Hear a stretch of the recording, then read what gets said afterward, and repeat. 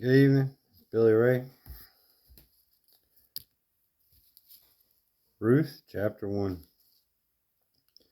During the time of the judges, there was a famine in the land. A man left Bethlehem in Judah with his wife and 2 sons to stay in the territory of Moab for a while. The man's name was Elimelech, and his wife's name was Naomi. The names of his sons were Malham and Chun. They were Ephrathites from Bethlehem in Judah. They entered the fields of Moab and settled there. Naomi's husband Elimelech died, and she was left with her 2 sons. Her sons took Moabite women as their wives.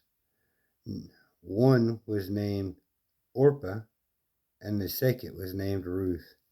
After they lived in Moab about 10 years, both Malham and Chilion also died, and Naomi was left without her 2 children and without her husband.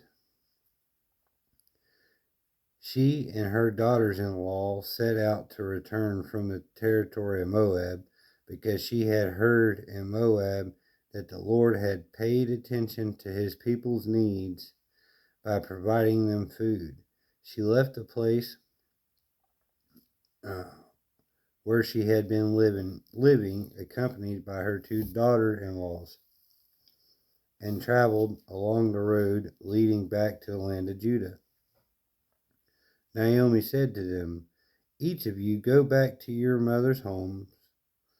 May the Lord show kindness to you as you have shown to the dead and me. May the Lord grant each of you rest in the house of a new husband." She kissed them, and they wept loudly. They said to her, "We insist on returning with you to your people." But Naomi replied, "Return home, my daughters. Why do you want to go with me? Am I able to have any more sons who could become your husbands?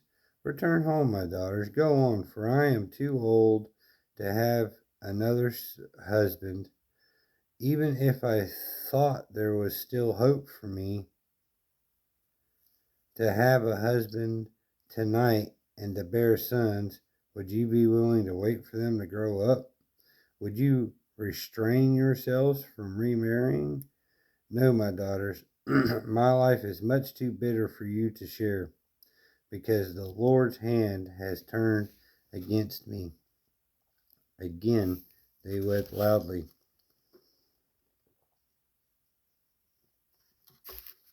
And Orpah kissed her mother-in-law, but Ruth clung to her.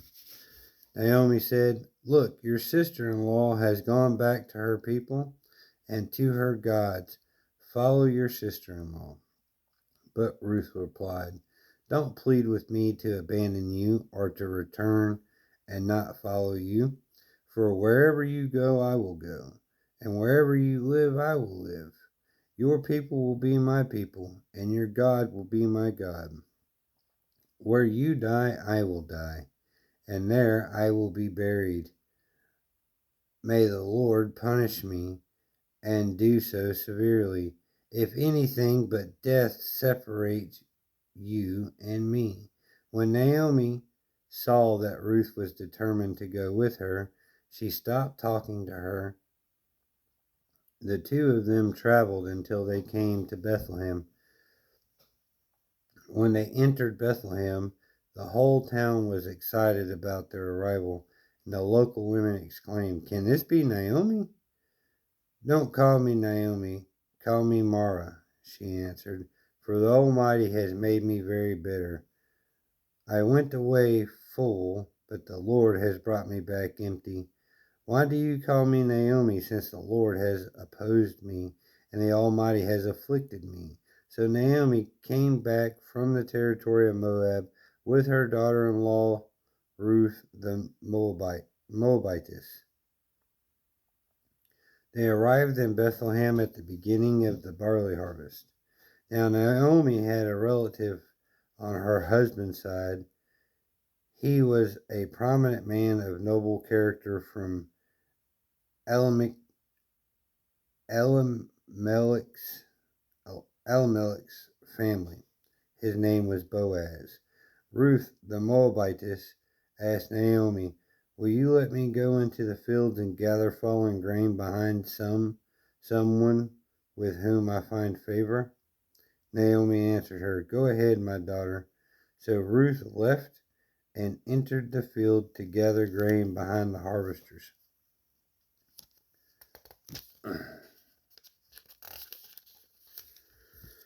She happened she happened to be in the portion of the field belonging to Boaz, who was from Elimelech's family. Later, when Boaz arrived from Bethlehem, he said to the harvesters, "The Lord be with you." "The Lord bless you," they replied.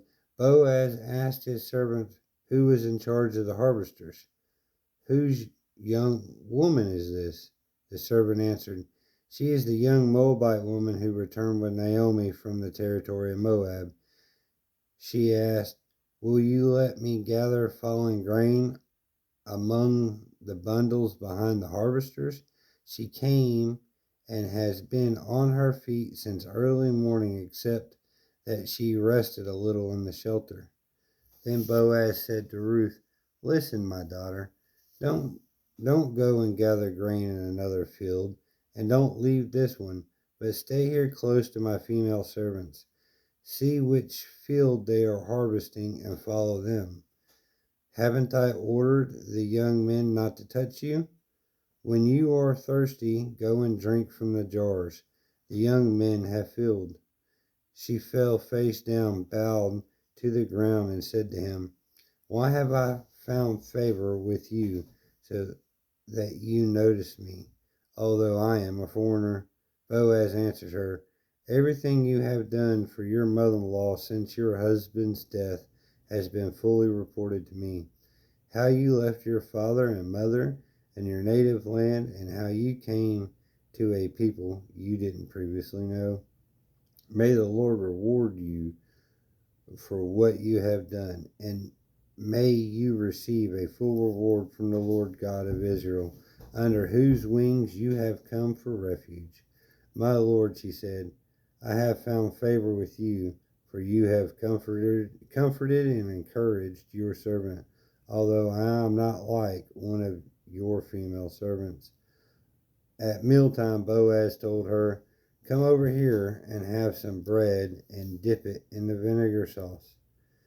So she sat beside the harvesters, and he offered her roasted grain. She ate and was satisfied and had some left over. When she got up to gather grain, Boaz ordered his young men, "Let her even gather grain among the bundles, and don't humiliate her. Pull out some stalks from the bundles for her and leave them for her to gather. Don't rebuke her." So Ruth gathered grain in the field until evening. She beat out what she had gathered, and it was about 26 quarts of barley. She picked up the grain and went into town, where her mother-in-law saw what she had gleaned.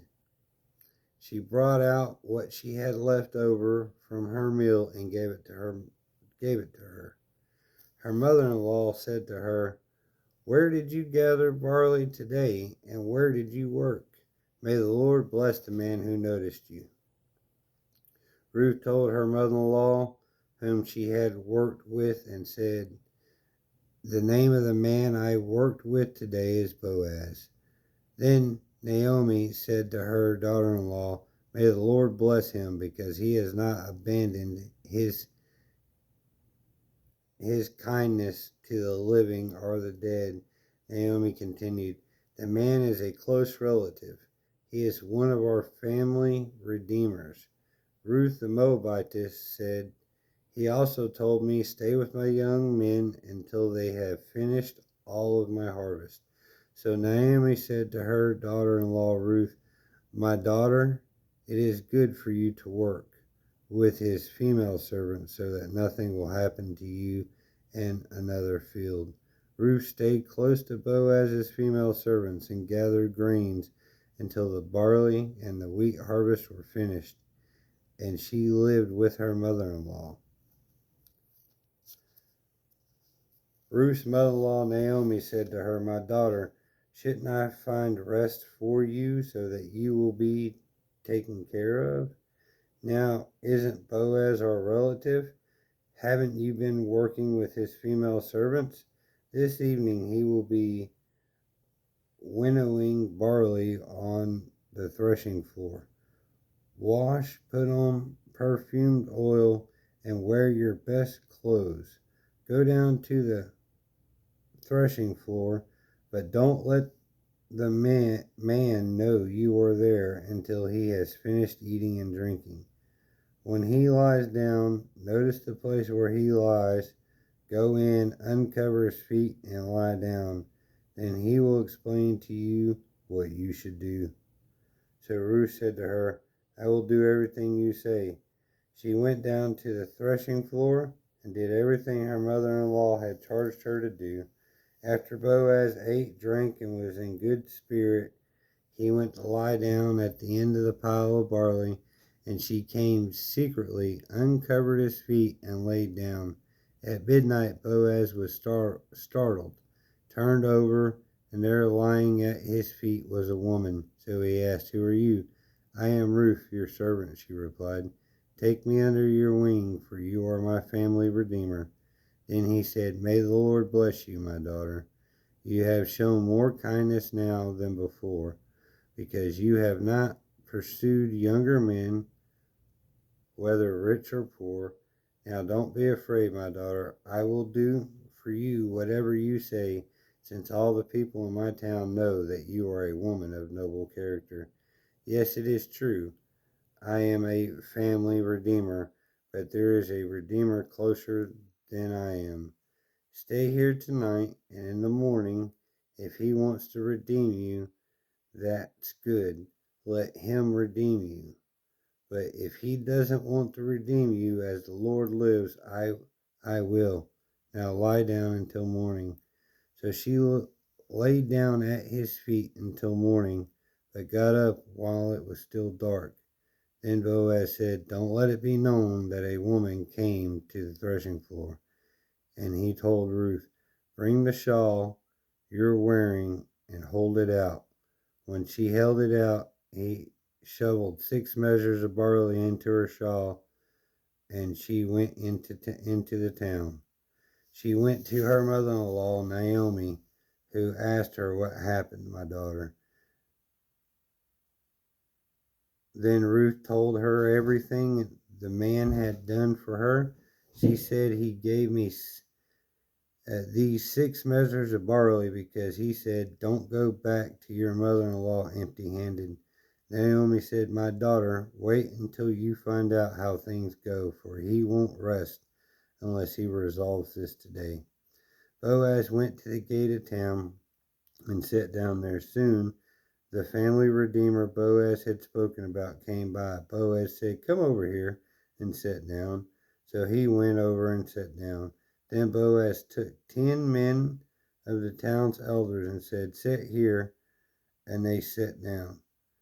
He said to the Redeemer, "Naomi, who has returned from the territory of Moab, is selling the portion of the field that belonged to our brother Elimelech. I thought I should inform you, but buy it back in the presence of those seated here and in the presence of the elders of my people. If you want to redeem it, do it, but if you do not want to redeem it, tell me so that I will know, because there isn't anyone other than you to redeem it, and I am next after you." "I want to redeem it," he answered. Then Boaz said, "On the day you buy the field from Naomi, you will acquire Ruth the Moabitess, the wife of the deceased man, to perpetuate the man's name on his property. The Redeemer replied, I can't redeem it myself, or I will ruin my own inheritance.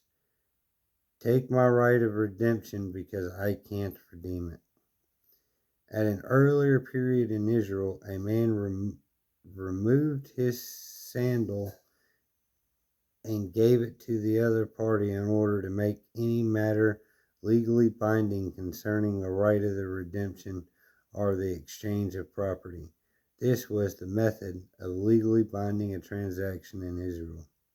So the Redeemer removed his sandal and said to Boaz, Buy back the property yourself. Boaz said to the elders and all the people, You are witness today that I am buying from Naomi everything that belonged to Elimelech, Chilon, and Malon. I have also acquired Ruth the Moabitess, Malon's widow, as my wife, to perpetuate the deceased man's name on his property, so that his name will not disappear among his relatives or from the gate of his hometown. You are witness today. All people who were at the city gate, including the elders, said, We are witness. May the Lord make the woman who is entering your house like Rachel and Leah, who together built the house of Israel. May you be powerful in Ephrath, and your name well known in Bethlehem. May your house become like the house of Perez, the son Tamar bore to Judah, because of the offspring the Lord will give you by this young woman. Boaz took Ruth, and she became his wife. He slept with her, and the Lord granted conception to her, and she gave birth to a son. The woman said to Naomi, Blessed be the Lord, who has not left you without a family redeemer today. May his name become well known in Israel. He will renew your life and sustain you in your old age. Indeed, your daughter-in-law, who loves you and is better to you than 7 sons, has given birth to him. Naomi took the child, placed him on her lap, and became his nanny.